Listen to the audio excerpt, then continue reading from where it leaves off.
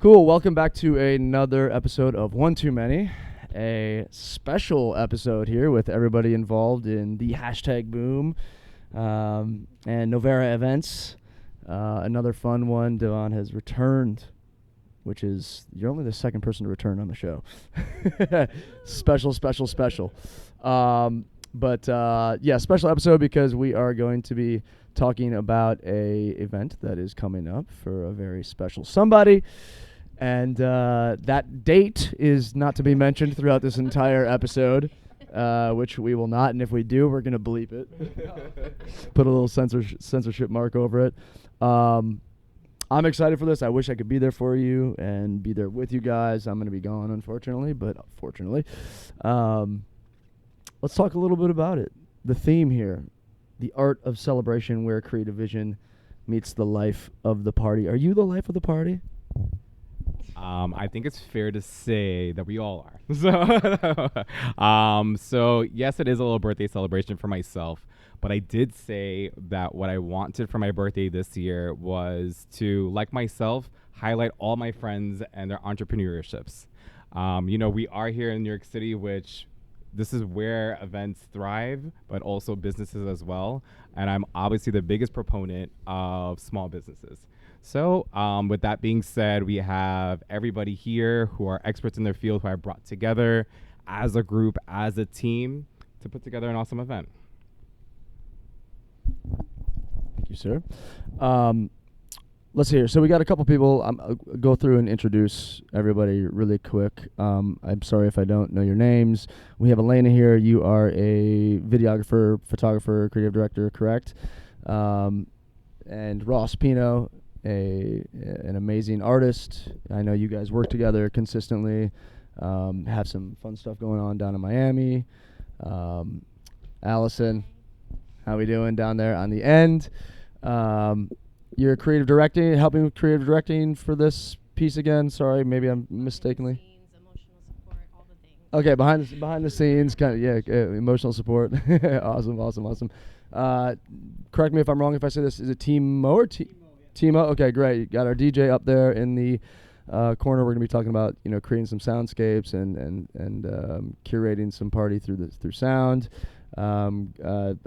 Sorry, Gustavo. I was going to say Gustavo and Paulo. I got you up there. Gustavo up there in the middle. You're going to be helping with, let me just double check this here. You can say it out loud. Sorry? Event production. Okay, great. Helping with Devand and everything in there. And then we have Paulo, the artistic director and creative director. It's good to meet you, man. Happy to be here. Thank you guys for all showing up as well. Good to meet all of you. Alrighty, so let's talk about this little architectural framework of the art and celebration theme. I know that you were a large part of that as well. Devand, we can obviously we're gonna get you in on this. The whole kind of look here going to be at Ducati New York, so obviously very prominent in one of the biggest names in motorcycles. That's why everybody has the leather on today and the leather theme here. A little monochromatic cheek, which you like to put together. Quoted from you. We're also going to be in Soho, obviously legendary neighborhood in New York. I think first of all, Ducati is one of my favorite motorcycle brands. A good close friend of mine had one growing up, so I'm kind of familiar with the brand. Ross, I got a question for you just to start out. Every motorcycle in the Ducati is built to be pushed to its limit, right? So when you're thinking about a grand vision, what is the limit that you're trying to push in the art world that hasn't really been touched yet? Well, first off, we're not going to say any dates. This is a very limited amount of people event for only very special people, actually. I like to push all the limits to their boundaries, right? My artwork is very rock and roll. It's very childlike in nature, but there's like a duality to it, and that duality, it doesn't have a real spectrum. Like you could take that duality as far as you possibly want it to go in the dark or in the light. So I'm always testing those limits. Really dope. Did you grow up around any like the biker world or anything like that? Well, I grew up in Albuquerque, New Mexico, and I found skateboarding at a very young age. I was like maybe 11, 13 when I found skateboarding, and I decided to just make that like, you know, a full-time hobby, and I ended up getting really good at it. And with skateboarding came fashion, came art, came you know, like a real sense of style, a real sense of culture, and so that kind of shaped me as an individual early on. And when I became of like 16, 17, I got my first motorcycle. I think it was like a Suzuki, like 1970s Suzuki, that was like missing a headlight and it had a crazy oil leak, and I traded my Isuzu Trooper for it at the time, because I wanted to, you know, like fucking be rock and roll and badass and have a motorcycle. Needless to say, that motorcycle ended up like just busting down like after 6 months because I didn't know how to take care of one. But I ended up, you know, having like over like a couple dozen motorcycles throughout my lifetime. Yeah. Dope. So art and celebration is the theme for this party. Can you tell us kind of how that was born, and like how you're what's the word that I'm looking for? Yeah, how you're kind of like contributing that with your art and everything. Yeah, I mean, from, you know, me customizing motorcycle jackets, putting my artwork on it, to me painting canvas. There's going to be some, you know, artwork that is going to be showcased at Ducati venue. Also, Devand is a real big supporter in the arts. We've done many events, you know, that are actually curated around art, a lot of my art especially. I love that he sees, you know, my vision for what it is that I do and values me as an artist here in New York City. Yeah. Feel that. I'm very involved in the art world as well, and I can totally sympathize with you in that, having somebody like that in your life for sure. I want to pass one over here to Devand real quick. Can you talk about the relationship and the dynamic of all these people and all these partners coming together for the production? All right, so I know we spoke in my previous interview that I've been in this events world for quite some time now, and I think the easy thing to do is to kind of wear all the hats at once and put together your event yourself. But the challenge comes in when creating a group. Why? Because there's so many personalities, which, you know, is obviously going to be your ups and downs, but I think the advantage of it is that every single individual who's on these couches are an expert in their field. And why is that advantageous to me? Well, because you guys all come up with your own dynamic that enhances this event. So whereas this event will maybe at 85%, already it's at 110 and the event hasn't happened yet. So, and honestly, working together is just a example of how New York City works. We're in a melting pot of cultures, of interests, of, you know, everything all under the sun. So it's exciting to see all this come together now with all the promotional materials we've already come out with the event itself when that comes out. And honestly, what's the event for? To have fun. So everybody has fun when they're pursuing their passions, including myself. So it's exciting to see my friends thrive in their own fields and however I can facilitate that. And real quick, can I just ask you how this partnership with Ducati actually came about? Can we talk about that? Yeah.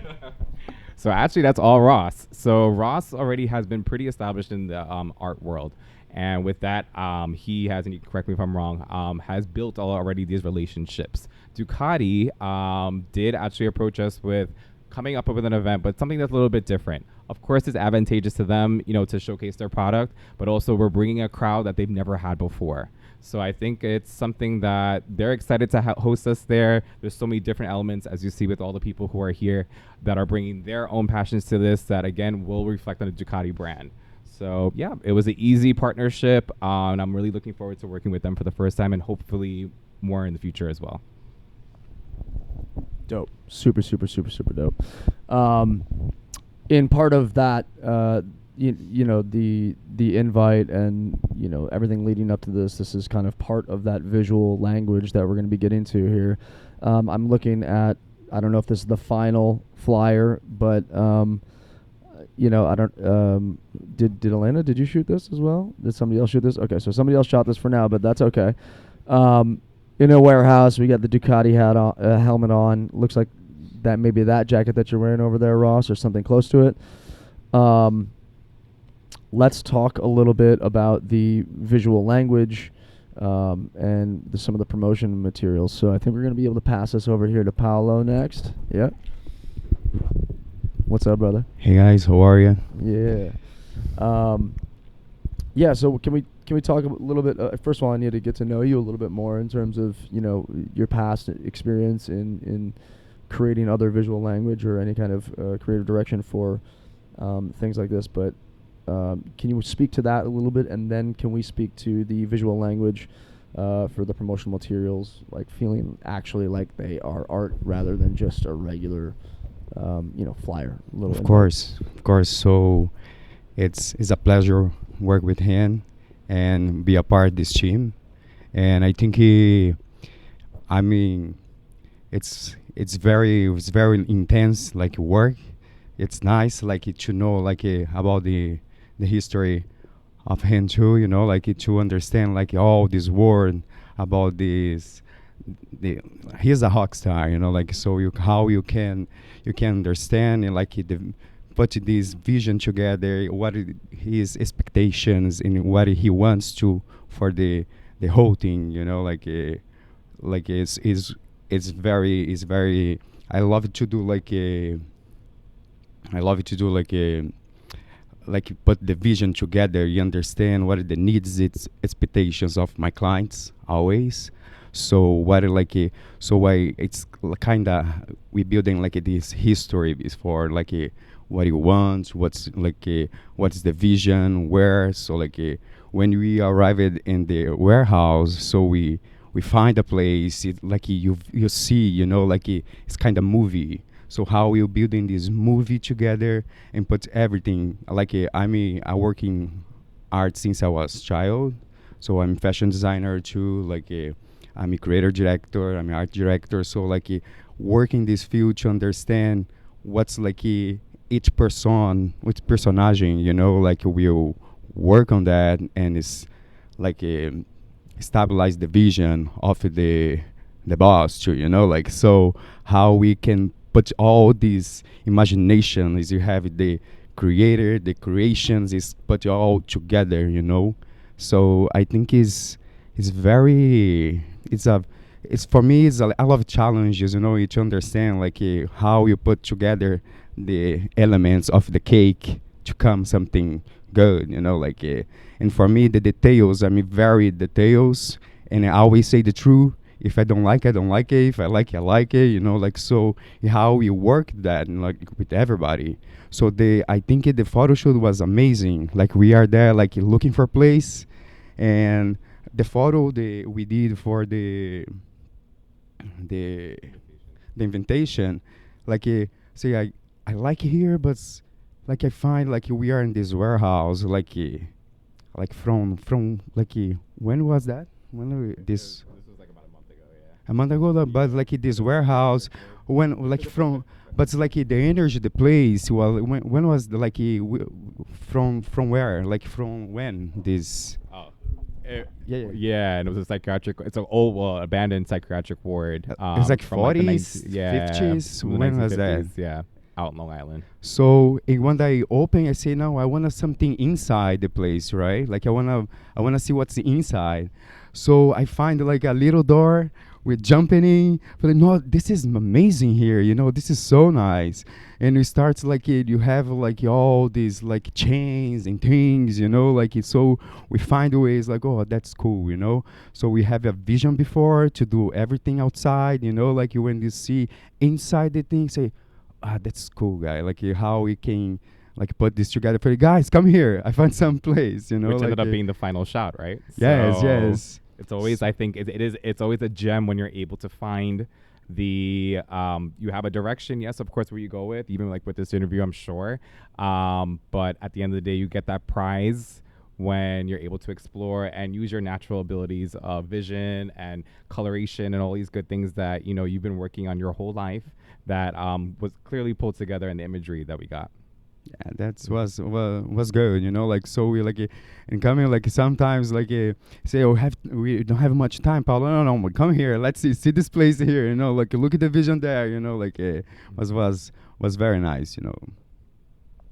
Did you guys shoot any video for this at all? Because I've seen that you've done that for prior events and promotional stuff. Did you guys shoot any video? Oh, it just came out. Okay, yeah. Yeah, the video just released, so I'm sure you didn't see it yet.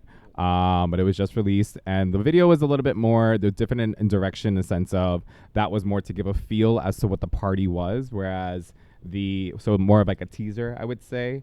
The invitation was really just about the imagery itself, so that's where like Paulo shined. That's where we wanted to make sure that, you know, yeah, you're not really giving too much away. Like there's not even any motorcycles in that picture, but you got it that it was a motorcycle theme, right? So that was probably like the challenge, but like the fun part of doing that. The video itself is a little bit more literal. So I would say it's less of a creative side, but more of kind of giving people a taste as to what they can expect for the party. Cool. Yeah, I thought you guys. And I thought you guys accomplished that when you said that you know you wanted it to look and feel like a movie. That flyer is definitely cinematic, for sure. It looks really good, so good job. We're going to be moving over to Alena here, if you want to pass the mic. Okay, sorry, a little technical difficulties there. We're going to start again. Okay, we passed the mic to Alena here, also a fellow photographer, videographer like myself. As I spoke, we have many similarities. I've shot a lot of live events for several years.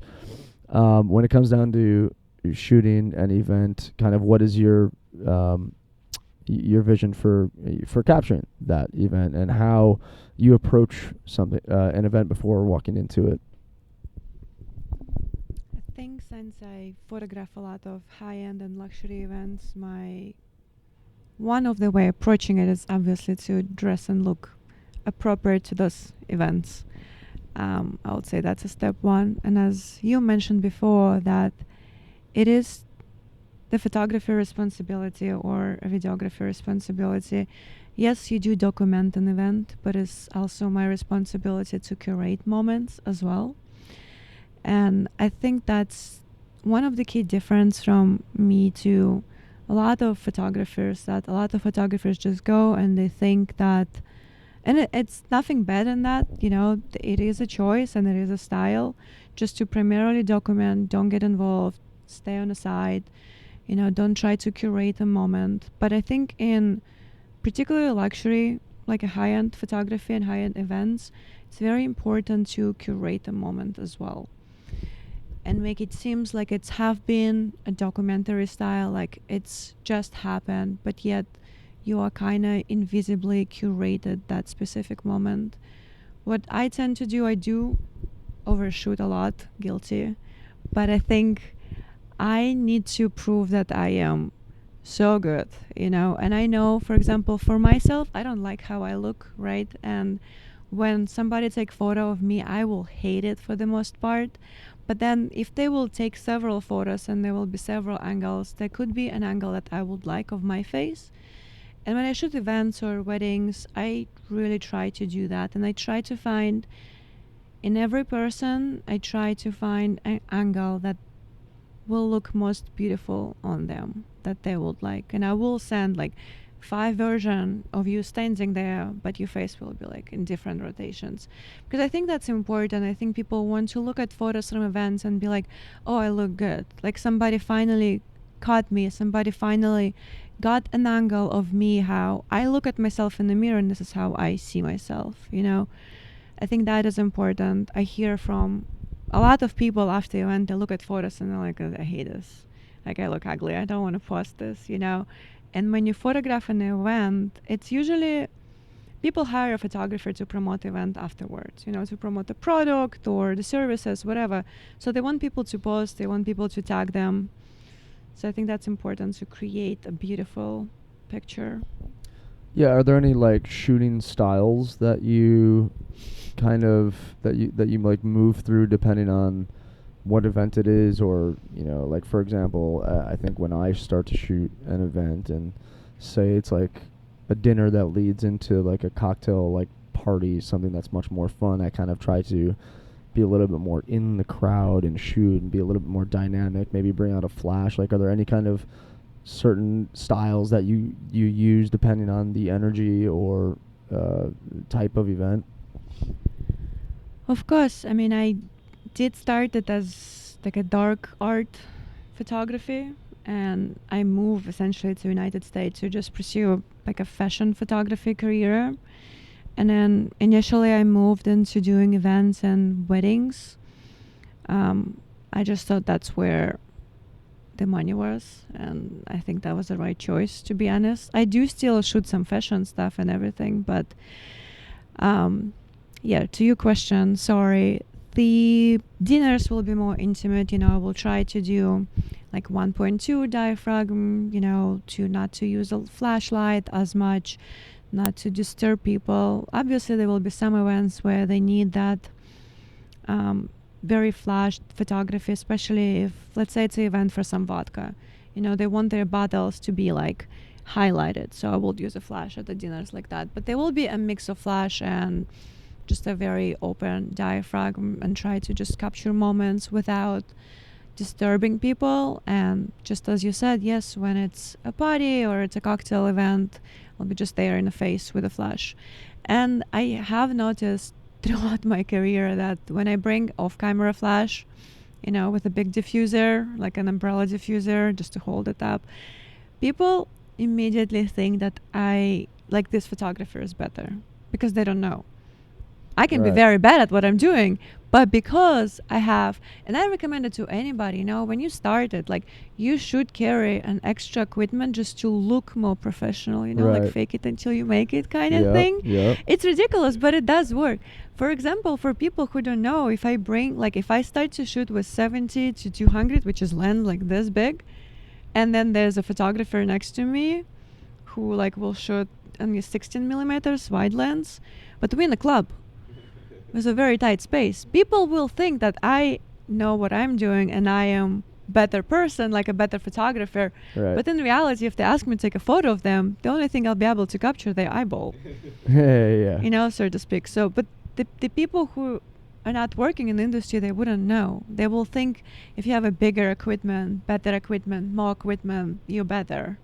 Right. And I mean, I don't recommend to bring 70 to 100, you know, but I do recommend to always use off-camera flash, just because when people shoot just with a flash to the ceiling, it reflects the light, yes, but then it's also highlight the under eyes, you know, it's highlight a lot of shadows on the faces, especially of women that will not want that to be highlighted. It's highlight all the wrinkles, everything, which is when you do just a flash on a face, it removes all of that.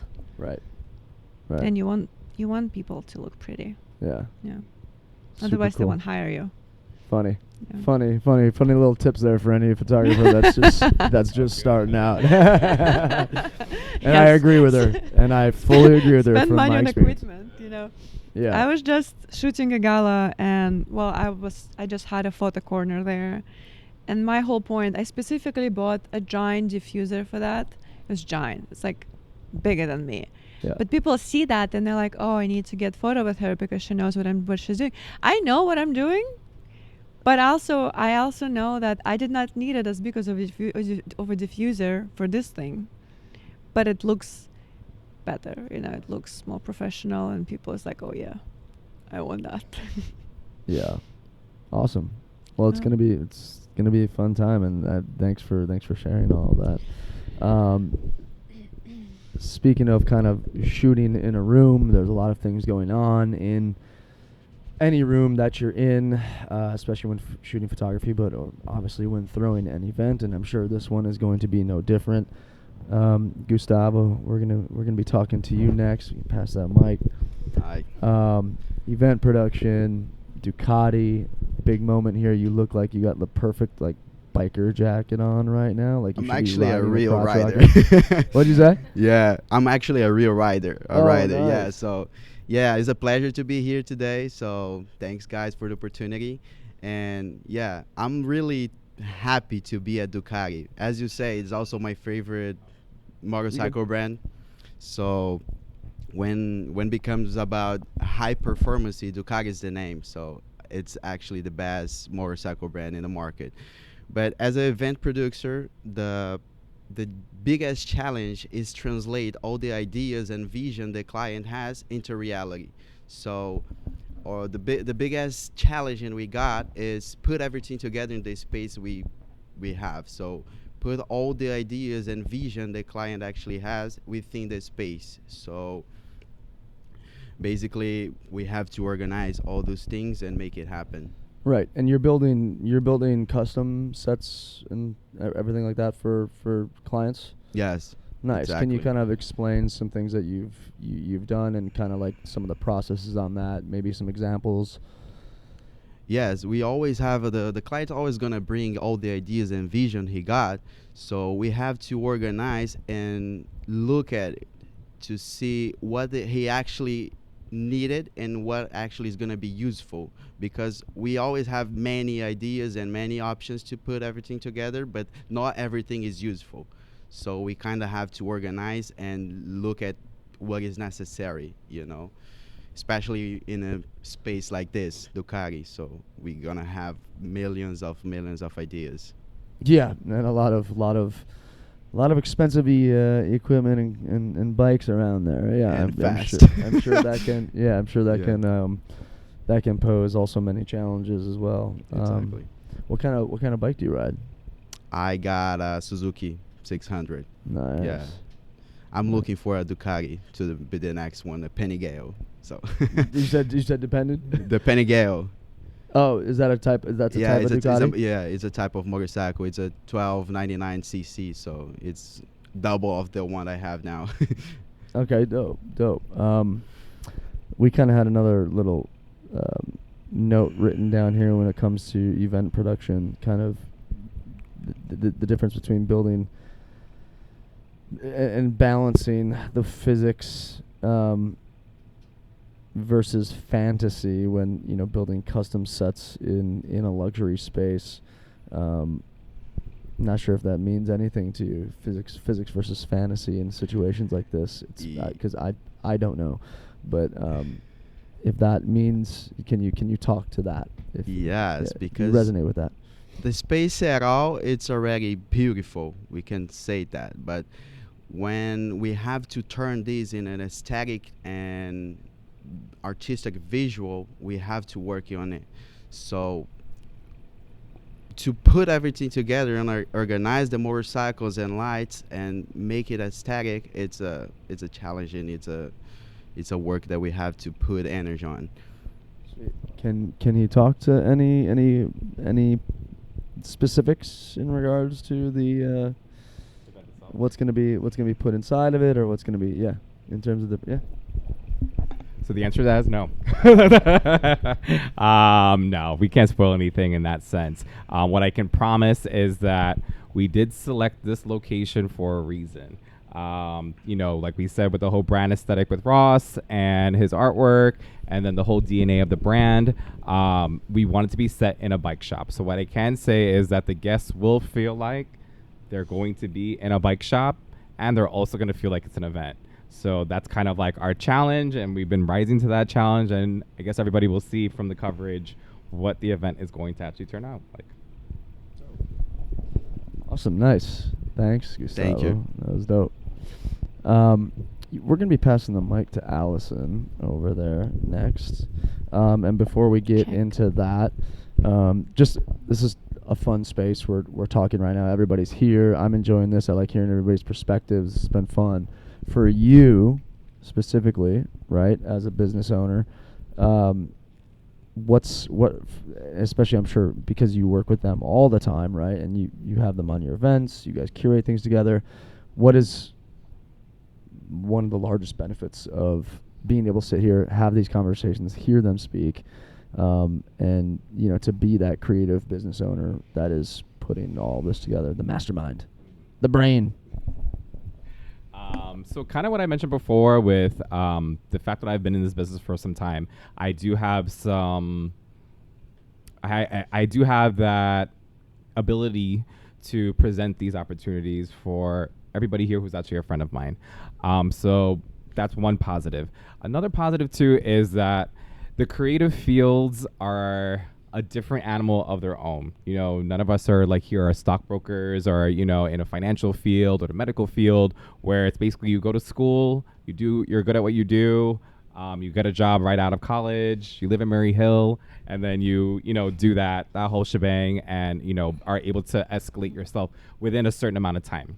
In the creative fields, well, there's so many different options, right? There is how much the world right now can afford a creative, how creative can you be as a creative, and et cetera, et cetera. So with that being said, the most exciting part of this is that we're all pretty much on a stage right now, literally and figuratively, where we're able to really display our talents. So that's what's exciting to me, is to see each and every one of these people here show their talents off and for it to be respected and to be enjoyed. So that's been probably the biggest advantage of this whole process, is being able to see everybody shine in their own light. I love that. Obviously I've worked in this space a long time, right? We've discussed that prior in the podcast prior, and I've also produced some smaller events and helped other people produce theirs as well, and that's always very beneficial in my mind. Putting people on that you love, putting people on that you inspire. Ross's art, photography, the event production, curation, everything like that. Music, which we're going to get to in a second, and Allison, of course, the pinky maybe to the brain. Super dope. Good to see you again. You too. Yeah. How have you been? Good. Great. Good. You still doing all your yoga and all the things? Yeah. all the spiritual stuff you got going on over there? To live, to do everything else. Yes. The Allison experience. Hashtag.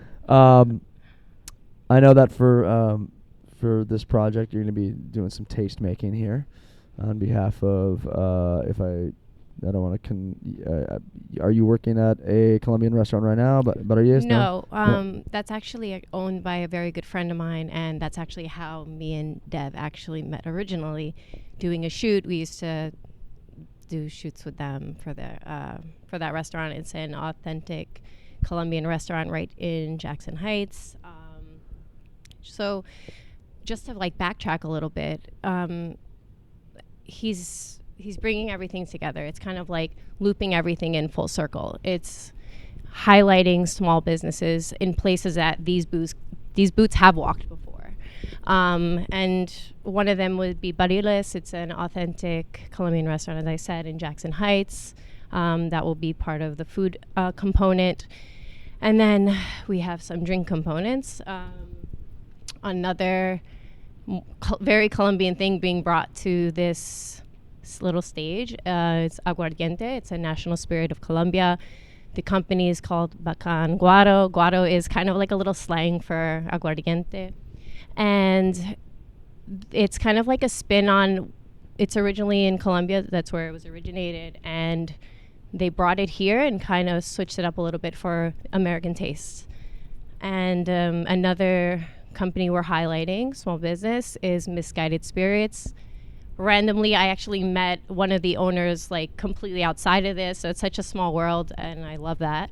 But they are Brooklyn based and born around, I would say, around COVID times. So yeah, it's just another company. And also another thing to highlight here is that they're very, what's it called? How should I say this? Service industry forward in terms of what they're making. And these are, honestly, that's how it is when you first start out in something, you know it, and then you create into that. So this is what that is. service industry first.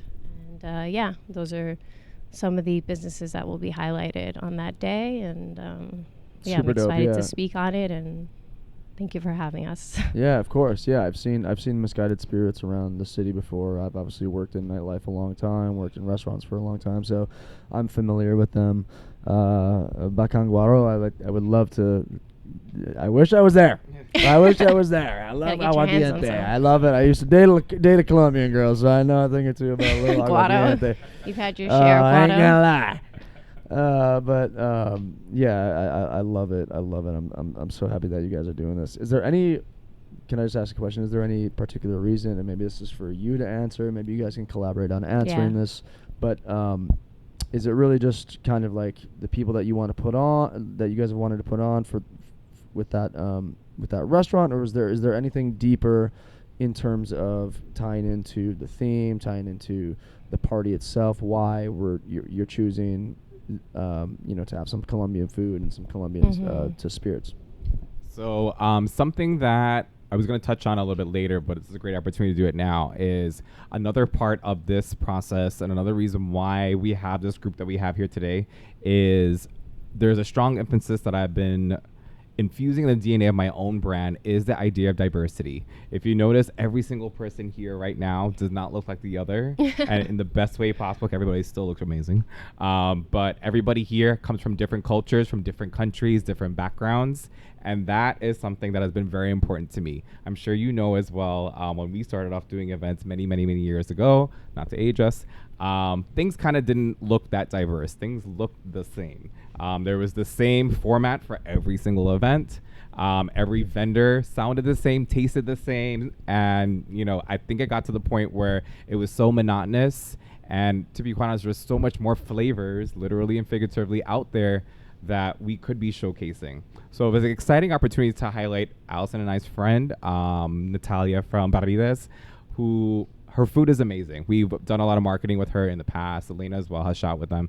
And I think it's time to bring them on a higher platform in a room that they wouldn't have necessarily been in just yet.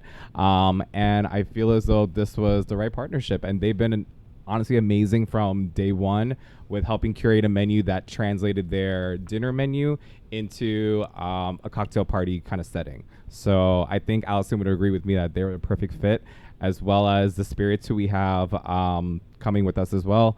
Those drinks are awesome, and I think for the fun environment that we're trying to produce, it's only an addition. So that's kind of how that story came about.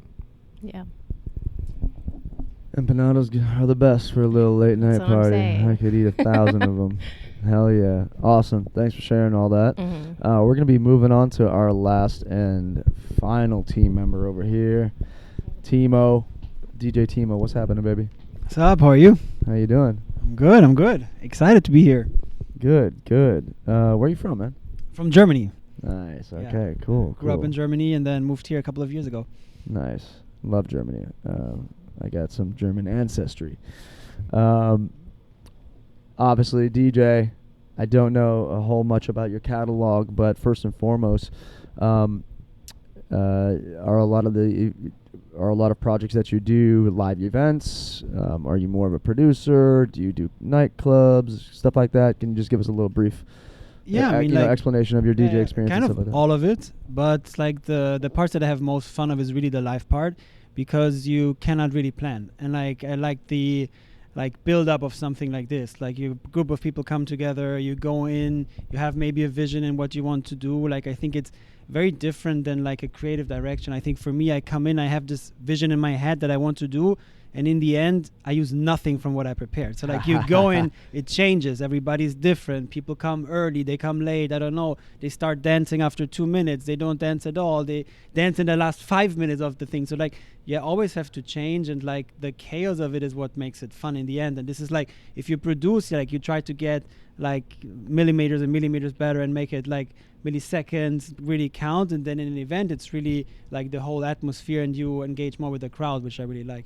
Right. How much does the visual aspect, that the work that they've put in prior to creating the flyer, to creating the theme, even like the clothing theme, obviously where you're going to be around the bikes, how does that help you in curating the music and the soundscape? Yeah, it has a very big influence, I would say. Like if you think about this, like if you go in a room and there's nothing, then it really is a completely different mood. Then you have the bikes there, you already have the jackets, so you kind of know already what to expect and how it should sound like. But then as well, I think you have to also bring in your own style and also see what the people. I think the people really make the party. It's not so much that you can have your own sound, but I think the people react so much to music that it's really hard for you to have like your own vision and try to like put it on to somebody. I think you have to feel more the vibe of the people coming from there, and then you go and see what happens.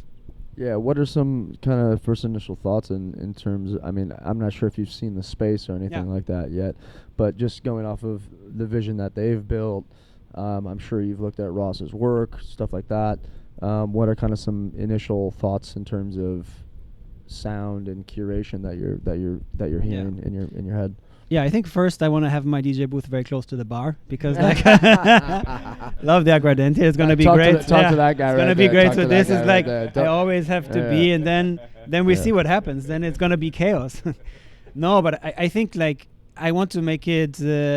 But typically it's more an electronic sound, like electronic music. I want to make it a bit different this time. So I have a vision to make it more guitar forward, like especially in the beginning, and then go from there and see where it takes me. But I think like also what is really great about Devand's events, and he has talked about this, like every event is so different. So like the event in the boxing gym that we did like sounded completely different than an event in the Indian restaurant. So like there as well, I think it's always, you have this vision, you come in, and then I open with it. So I spend a lot of time in the opening. So I kind of plan in my head what I want to do in the opening, and the rest I don't plan anything at all. Because like if you plan there, it kind of gets you into like in a setup where you don't want to be. Like last time we had the after party, and I thought it would be like after party, and then it's gonna be like a little bit of like people coming in, and it's gonna take a while. I played the first song, everybody was dancing. So like it was like after party from beginning to the end. So you cannot plan this, and that's kind of the nice thing about it as well, that you have the vibe from the people. Yeah. I'm seeing like Blade Runner 2049, like Yeah. vibes just in the theme and the photo that was shot. Some high electronic. I would love to see what you're gonna spin that night, because I'm a big music guy. So yeah, it's like you can really take people from a location like this to somewhere completely different, and I think that's kind of, it's the journey to get there. So you start there, and it's like you kind of want it to be a bit expected so they feel comfortable, but then it should also go to a place where they're not necessarily expected and like be a bit uncomfortable. And like I think this is going to be the theme of it. So like they experience something new that's not like the thing that they can have in another bar here. With all of the great events that people are doing, you need to do something to stand out. And I think there, if you only do the same, and if my sound would sound the same in like all of the places that we said, then it would not be interesting anymore, and at some point people would lose interest. So you have to also challenge yourself a bit to go further. Yeah, agree. Awesome, man. Thank you for sharing that. That was Thanks. really great. So final thoughts. Do we have anything else to say that's been unsaid? I'm looking forward to it. I wish I could be there. You guys should live stream it or something like that, so I can watch from Argentina. But this has been really fun. This has been really great meeting all of you guys. Again, just kind of bringing back into that community piece that he talks about a lot. I've always tried to mmove like that through New York. I've been here for 10 years. I'm a creative. Obviously, you guys, I'm appreciative of you for always thinking about me to help put me on, help put my show on, include everybody else in this show. So thank you for being a part of that personally for me and my work as well. And then obviously in collaboration with Novera. So that's always something special to me as I try to put others that are close to me on into my own projects and stuff of the sorts. You got anything else that you want to say about the event leading up to it, or anything else that's going to be releasing? So the date of the event is, no, I'm kidding. Sorry, I can't share that. What I do want to end a note on is I just wanted to say how proud I am of each and every one of you. I don't think people realize, who are not in events, that an event's not put together in 24 hours. And it's a big time commitment that each and every one of you have already put in so far. And I know it's a lot sometimes. Everybody here is not just an employee of Nova Era. Definitely not. They have their own companies that are thriving and they're taken care of. With that being said, every minute that you guys commit to this event is highly appreciated. So I don't know how often I get to say thank you, but thank you. Cheers, guys. Have fun Thanks. as well.